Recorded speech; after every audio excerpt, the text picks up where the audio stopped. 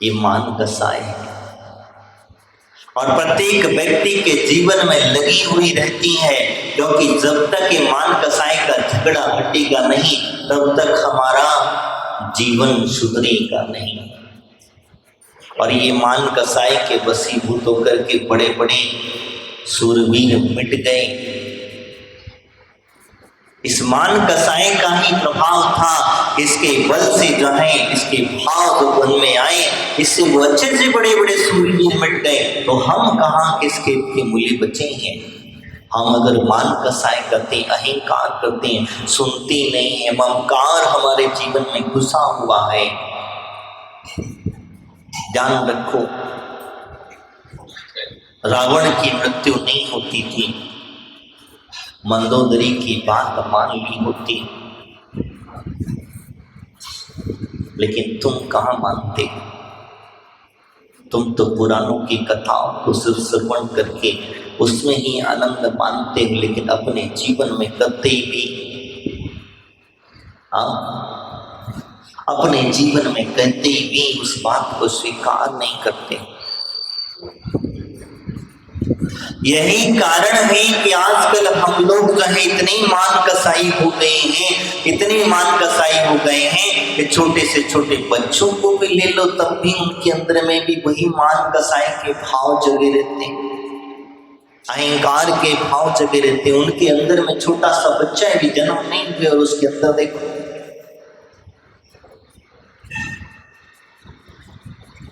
ये बात वास्तविकता होती है।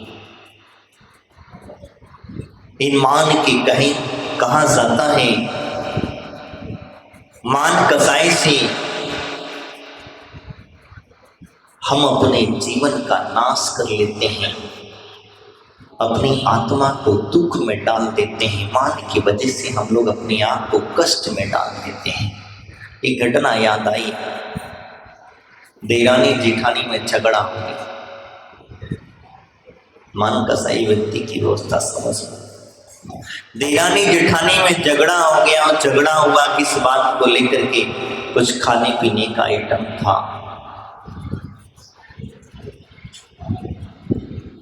समझ गए? नहीं समझदारों के इशारा काफी।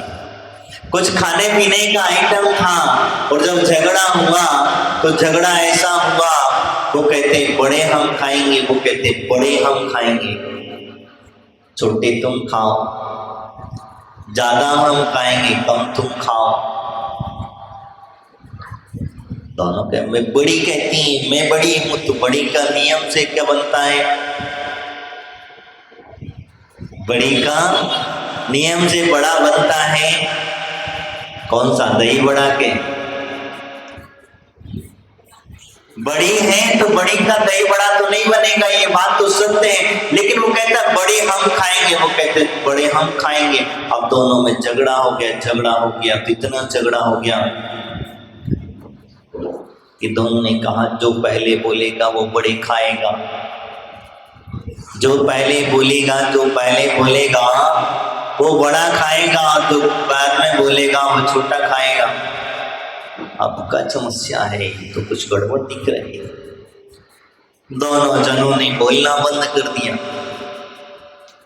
अब दोनों का बोलना बंद हो गया तो बोले कौन? कोई ना बोला। एक दिन पूरा निकल गया। देखो, उस खाने के चक्कर में, बड़ा छोटा बनने के चक्कर में कोई छोटा बनना ही नहीं चाहता, सब बड़ा बनना चाहते हैं, सबको बड़ा बनना है। तो वो सब दोनों देरानी जेठानी जो थी, अब घर में कोई और तीसरा रहता ही नहीं था, तो घर में आवाज बंद हो गई। तीसरा कोई व्यक्ति था ही नहीं, और जब तीसरा नहीं था तो फिर अब क्या किया जाए? बेचारी बिना खाए पी कौन बोले? जो बोले चुप रहे। अब कोई बोलने को तैयार नहीं है तो ठीक। अब नहीं, दोनों में आपस में बोलचाल बंद हुआ, और बोलचाल बंद ऐसा हुआ कि दोनों जन सुबह दूसरा दिन फिर हुआ, दूध वाला आया, दरवाजा बजाया, दरवाजा ना खुले कौन बोलेगा? क्योंकि जो पहले बोलेगा वो छोटे खाएगा, जो बाद में बोलेगा बड़े खाएगा। अरे बड़ी परेशानी, बहुत चक्कर का, सिर्फ छोटे से खाने के चक्कर में इतना सा दूर वाला आया, दरवाजा ना खुला, पेपर वाला आया, दरवाजा ना खुला। धीरे धीरे करके कोई और मेहमान आ गए, तब भी दरवाजा ना खुला। लोग दरवाजा पीटे जा रहे, ये कि दोनों के दोनों अब कोई खोले ना कोई आवाज करे ना, क्योंकि जो आवाज करे वो नीचा, वो छोटा, जो बोले तो कैसे। अब धीरे धीरे करके होता ये है, उनके धर्म पति भी आ गए, टपक गए, क्या कर वो भी आ गए, तब भी दरवाजा ना खुला। तो जब दरवाजा ना खुला तो फिर उन्होंने कहा ठीक है, एक काम करो, दरवाजा तोड़ दो, दरवाजा तोड़ दो, कहीं मर तो नहीं गई, क्योंकि दोनों की दोनों में से आवाज नहीं आ रही है, दोनों की दोनों आवाज ठीक। दरवाजा तोड़ दिया गया। दरवाजा तोड़ने के बाद में अंदर जाके देखते क्या है कि दोनों की दोनों मस्त आराम से बिस्तर पर पड़ी थी, और बिस्तर पे पड़ी थी ऐसी बिना हिले डुले, हलन चलन तक भी नहीं हो रहा था। और जब हलन चलन नहीं हो रहा था तब क्या करे, उनके पतियों ने सोचा कि मर गई अब तो क्या हुआ, मर गई। बोले अब तो दोनों, बोले अब क्या करा जाए, बोले तैयारी करो ले जाने की, ले चलने की तैयारी करो। दोनों को अर्थी पर बांध दिया गया और बांध करके ले चले गए, लेकर के शमशान पहुंच गए। देखो तब भी अभी भी बोलने को तैयार नहीं है। शमशान पहुंच गए, और शमशान जब पहुंचे और पहुंचने के बाद में कहते हैं कि बड़े गिने चुने लोग थे उनको छोड़ने, क्योंकि ऐसी अचानक मृत्यु हो गई तब अचानक से कौन जाएगा, क्योंकि पहले लोग डर रहे थे पता नहीं क्या हुआ है, तो इसलिए डरते डरते वहां शमशान में लोग पहुंच गए। तो शमशान में कैसा था, वो जो लोग छोड़ने आए थे उनमें 7 छोटे थे और 8 बड़े थे। कितने? 7 छोटे थे और 8 बड़े थे।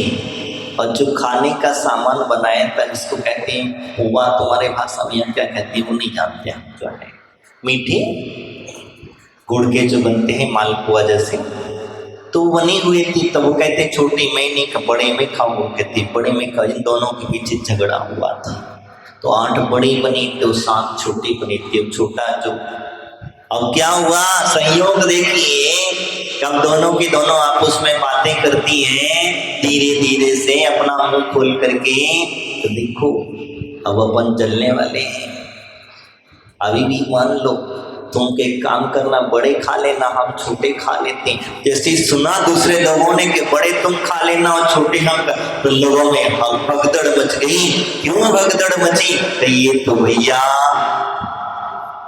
कौन बन गया, ये तो मुर्दा जिंदा हो गया है, मुर्दे के अंदर में आत्मा आ गई है। और इस तरीके की भगदड़, तुम बड़े खा लेना हम छोटे खा लेंगे, और बड़े भी उतने थे और छोटे भी उतने थे। वास्तविकता में होता क्या ही, मान कसाई जो होती है वो हमें ऐसे कार्य करा डालती है। अब उसका झगड़ा बोलना बंद, कोई छोटी छोटी बातें होती हैं, छोटी छोटी बातों को लेकर के हम लोग झगड़ना बंद हो जाते हैं। कहती मान कसाई की वजह से 8 भेद कहीं हमारे आचार्यों ने, ज्ञानम भोजम कुलम जाति बल वृद्धम बपु तपो वपो अष्टस्वस्था मानित्वा सम्या महुत्तगतस्य। आचार्य समंत बद्ध स्वामी रत्नाकरण सावकाचार्य भी कहते हैं हमें कभी भी ज्ञान का मत नहीं करना चाहिए, पूजा का मत नहीं करना चाहिए।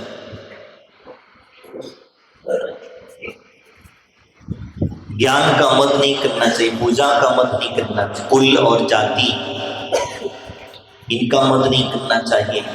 बल मद्धि बपू तपु बपू तप का आदि का वृद्धि का, हमें कभी भी धन का मद आदि नहीं करना चाहिए, क्योंकि ये मद अगर करते इससे होता क्या है मैंने आपको बताता हूँ। एक शराबी को शराब पिला दो, एक शराबी को शराब पिला दो और शराब पिलाने के बाद उससे कह दो कि तुम राजा हो,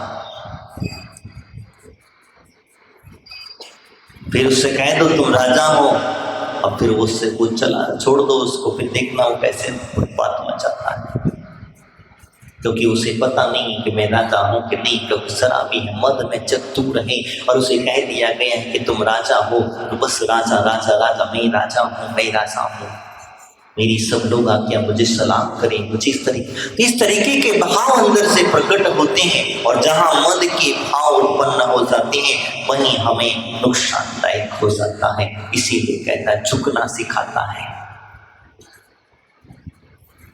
आज का धर्म हमें झुकना सिखाता है, और झुकने का मतलब ये नहीं है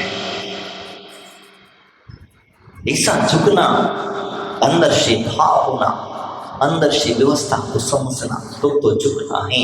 वहां जो धर्म है और वहीं झुक करके, और जो आदमी झुक गया वो सब कुछ पा गया, और जो नहीं झुका वो सब कुछ यहीं के यहीं अकड़ करके क्या होता है।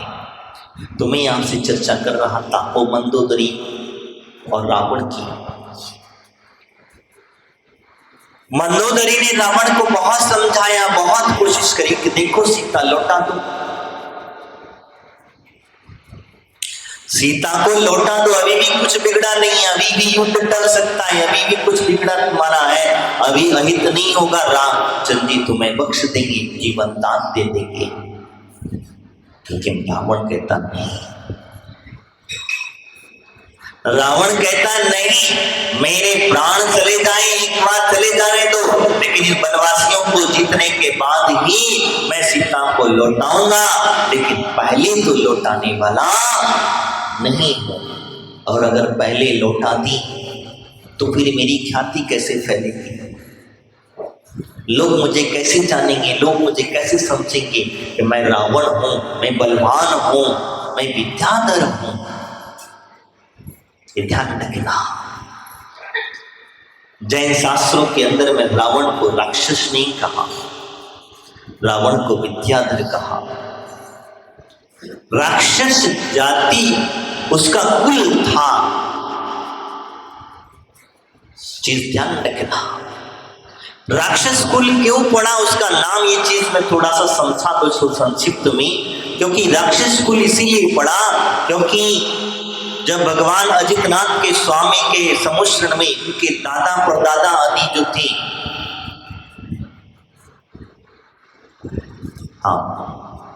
दादा परदादा आदि जो थे, वो जो है एक आपस में विद्याधरों में युद्ध हो गया। तो जब विद्याधरों में युद्ध हो गया तो युद्ध होने की वजह से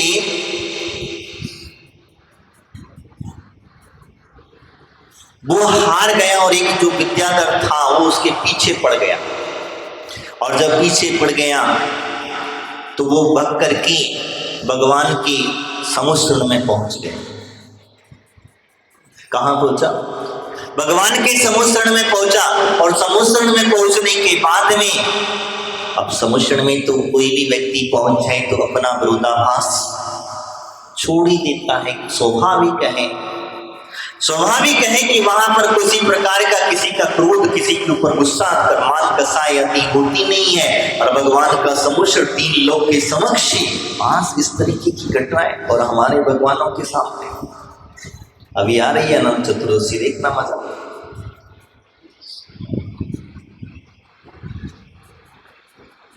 हमारे मंदिरों में देखना, जहां 3 लोग के सामने किसी भी प्रकार की मान कसाई नहीं टिकती है, और ना ही रहते हैं और ना रहेगी। लेकिन हम हैं कि अपने मान सम्मान के लिए पता नहीं क्या क्या कर डालते, कैसे कैसे लड़ लेते हैं। बंधुओं, तुमने 10 दिन धर्म किया, भगवान की भक्ति करी, उत्तम क्षमा आर्जवाद सच्चु सत्य आदि को धारण किया, पूजा पाठ करी, और एक क्षण होते ही आपने सब व्यर्थ में घुमा दिया। एक आध दिन, 2-4 दिन, 8 दिन, महीना और 15 दिन तो कम से कम चला लेती, लेकिन कहा तुम्हें कोई फर्क पड़ते नहीं है। फर्क पड़े तो उसी जिससे युद्ध की इज्जत हो, जिसे समझ में आता हो, मान कसाई की व्यवस्था समझता हो, उसे समझ में आए। अहंकार के भाव का नुकसान समझता हो, वह उसे फर्क पड़ी, क्योंकि जिसे नुकसान का फायदे से कोई लेना देना नहीं है, उसे तो अपनी बात पुष्ट करनी है। हमारी बात, हम जो कह रहे हैं वो सब सत्य है, चाहे कुछ भी हो, मार काट भी हो जाती, यहाँ तक छोड़े हम देखें ऐसी पद्धतियां हमारे किस काम की, ऐसे कार्य हमारे किस काम के। तो जिनेंद्र भगवान के सामने इस प्रकार के भाव अगर हमारे उत्पन्न होते तो बेकार है। तो मैं आपसे कह रहा था, रावण जो थी, मंदोदरी ने काफी समझाया, बहुत समझाया, इतना समझाया, समझाने के बाद में अभी भी कुछ युद्ध पे जाते जाते तक उसे समझाया कि देखो तुम्हें भविष्यवाणी हुई थी, एक पुत्री के कारण, एक स्त्री के कारण तुम मरण को प्राप्त होगे, संकट को प्राप्त होगे, तुम्हारे जीवन की रेखाएं अब शकुन मिल रहे हैं। रावण को जब युद्ध के लिए निकला, जो अब शकुन मिलना चाहिए वो नहीं मिलना, जो मिलना चाहिए वो जो शकुन उसे मिलना चाहिए वो तो नहीं मिले, वो शकुन सारे मिले। निमित्त ज्ञानी था रावण, जो है निमित्त ज्ञानी था, अष्टांग निमित्त का उसे ज्ञान था, जान करके भी फिर भी उसी रास्ते पर चला। उसे पता था कि मेरी युद्ध में पराजय होने वाली है, निश्चित था, लेकिन उसने उस निमित्तों को एक तरफ रख दिया और आगे बढ़ गया। यही कारण था कभी भी घर से निकलते समय पत्नी को रोते हुए मत छोड़ जाना। सामने से कोई रोता हुआ नहीं होना आना चाहिए। और मंदोदरी तो बेचारी रोई नहीं, क्योंकि उसे पता था। तो कहने का तात्पर्य मेरा ये है कि रावण ने मंदोदरी की बात न मानी और यही कारण था, उसकी वजह से अंत में उसे अपने मरण को प्राप्त करना पड़ा। हम भी कभी कभी ऐसे ही कुछ कार्य होता है, कुछ बातें होती हैं, हम अपने आप को ज्ञानी समझ करके बैठ जाते, ज्ञान का मद जो करते हैं, अपने आप को ज्ञानी समझ करके बैठ जाते हैं। ये भूल है तुम्हारी भैया, ये भूल है तुम्हारी, सबसे बड़ी भूल है कि हम वो तीर्थंकरों देशों के सामने भी अपने आप को ज्ञानी समझ लिया। सूरज के सामने अपने आप को दीपक जलता हुआ दीपक कह रहा है कि देखो मेरे प्रकाश से ये सारा प्रकाश, मेरे प्रकाश से मेरे सारा प्रकाश हो रहा है। और सूरज अस्त होने वाला था, दीपक ने भी कहा देखो मैं अभी बुझ जाऊंगा, तो सारा का सारा अंधकार हो जाएगा। क्या कभी सोचा, क्या दीपक के प्रकाश से पूरा भरत क्षेत्र प्रकाशित हो रहा था? और संयोग वसात सूरज का अस्त होना और दीपक का भी बुझना, दोनों का एक साथ। देखो मैंने कहा था, क्या कहा था तुमने? ये अहंकारी के बोल हैं, अहम भाव के बोल हैं।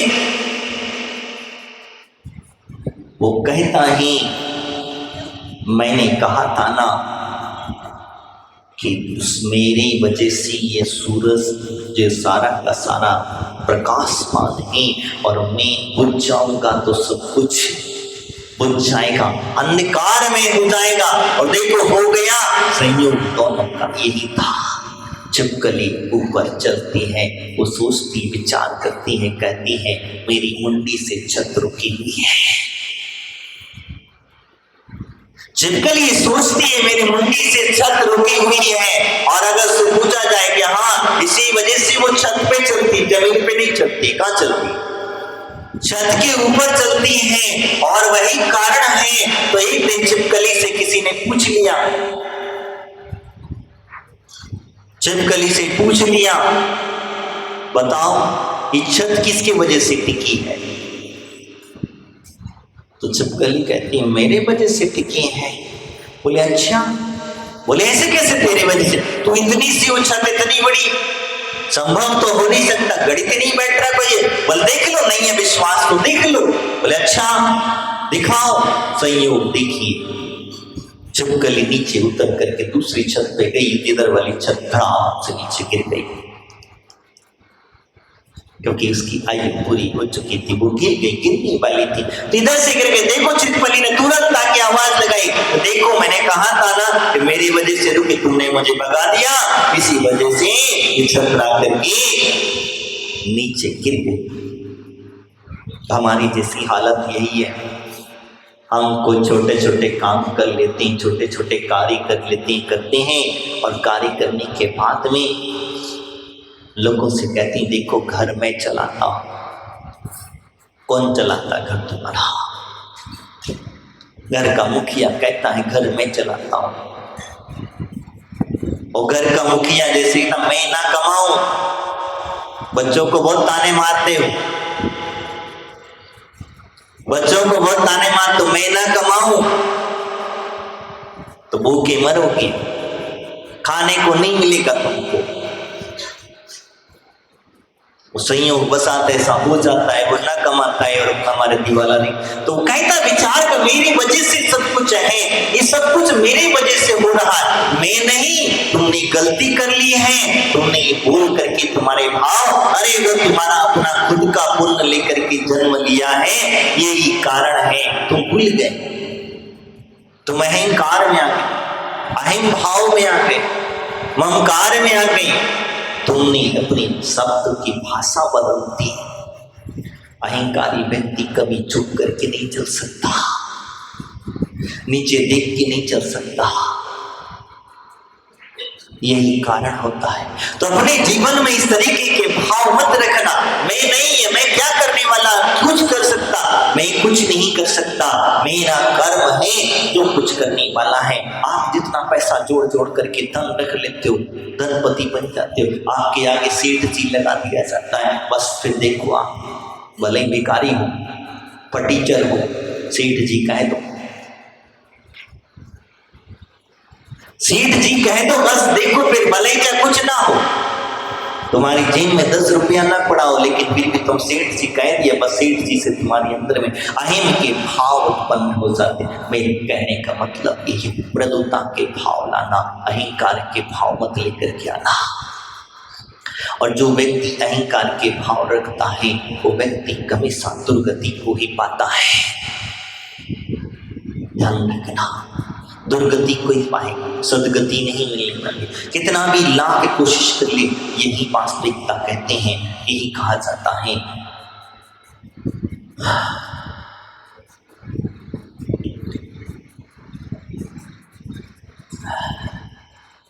अपने जीवन में उस अहम भाव को छोड़ करके मैं कह रहा था, ज्ञान पूजा, ज्ञान का मत, तो ज्ञान का मत अपने अंदर में कभी मत लेकर के आना। तुम ज्ञानी हो, तुम लोगों को क्या है का ज्ञान? ज्ञानी वो होता है जो देव शास्त्र गुरु के समक्ष, गुरु की आज्ञा को शिरोधार करता है और हाथ जोड़ करके खड़ा रहता है, वो ज्ञानी के परिणाम है, वो ज्ञानी की व्यवस्था है, वो ज्ञानी है। और जो हाथ जोड़ करके खड़ा नहीं रहता, जो गुरुओं की आज्ञा नहीं मानता, तीर्थंकरों की बात को स्वीकार नहीं करता, वो अपने आप को ज्ञानी कहता है। मैं कहता हूं उससे दुनिया में बड़ा ज्ञानी है ही नहीं है। उसने अपना भ्रम पाल रखा है। और भ्रम कैसा? एक छिपकली के जैसा, एक स्वांग की जैसा। स्वांग जानते? कुत्ता, कुत्ते भी भ्रम पाल लेते हैं कभी कभी। उसे भ्रम हो गया कि गाड़ी में खींच रहा, डेली मालिक का गाड़ी जो था गाड़ी के नीचे नीचे चलता था, और गाड़ी के नीचे चलते चलते अचानक उसे होता क्या था, वो सोचने लग गया, वो कहने अपने मन में विचार करने लग गया, तो देखो इतना वजनदार है, इतना सारा माल इसके अंदर में भरा हुआ है, पहले बैलगाड़ी चला करती थी, अभी तो फिर ठीक है, जो खेती किसानी के काम होते तो बैलगाड़ी में से खेत में से सामान भर करके घर लेकर, देखो मैं खींच रहा हूँ, बैल तो खाली निमित्त मात्र लगे। वो अपनी आंख को कह रहा था। कहते कहते अचानक यही हुआ, उस कुत्ते ने सोचा। लेकिन मालिक ने कहा नहीं, गाड़ी मेरे बैल खींच रहे। कुत्ता कहता नहीं मैं खींच रहा। दोनों में आपस में विवाद हो गए। बोले देखना चाहते हो मैं भी बाहर हो जाऊंगा तो तुम्हारी गाड़ी यहाँ से चल भी नहीं पाएगी, संयोग बसात होगा। ऐसा कुत्ता बाहर हुआ, गाड़ी वहीं रुक गई। वो कहता देखो कहा था ना मैंने, गाड़ी को मैं खींच रहा हूं। तो कभी कभी अहंकार को, कि ज्ञानी अपने आप से ये कह रहा है, ज्ञानी लोगों को ज्ञान दे रहा है, तो ज्ञान रखना।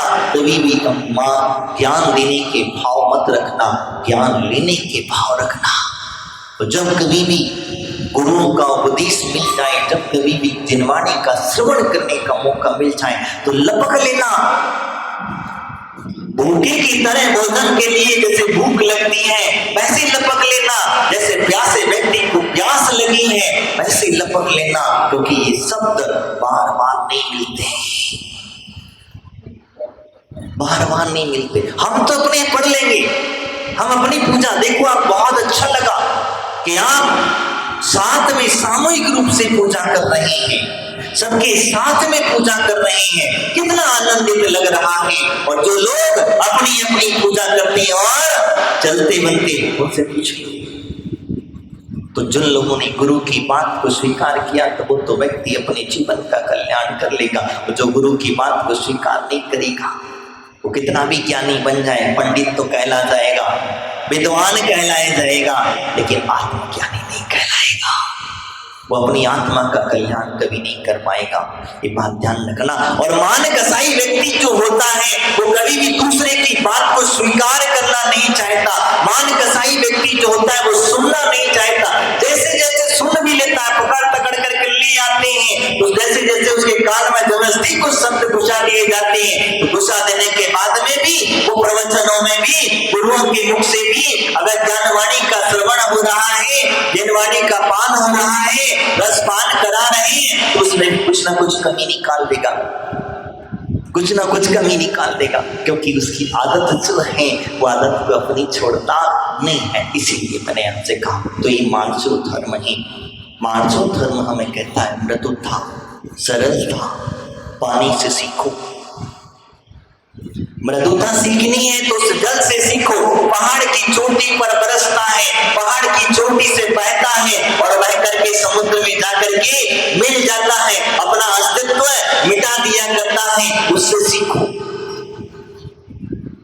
बीच में कितने लोगों को तृप्त करते हुए चला गया और आखिरी में आकर के उस समुद्र में जाकर के मिल गए और उसमें भी अपना अस्तित्व मिटा दिया। तो ध्यान रखना, अपने अस्तित्व की लड़ाई मत करना, अपने अहंकार की कुश्ती मत करना और ऐसी प्रकार से अपने भावों को प्रकट करना, उस पानी से सीखना, उस जल से सीखना कि जिससे पहाड़ पर गिरा, अगर उसे रोक लिया जाए तो संभव नहीं, रोक करके तालाब बन जाए और नीचे रोक लोगे तो और ज्यादा बड़ा तालाब बन जाएगा, लेकिन पानी रुकेगा नहीं, वो बह करके ही मानेगा।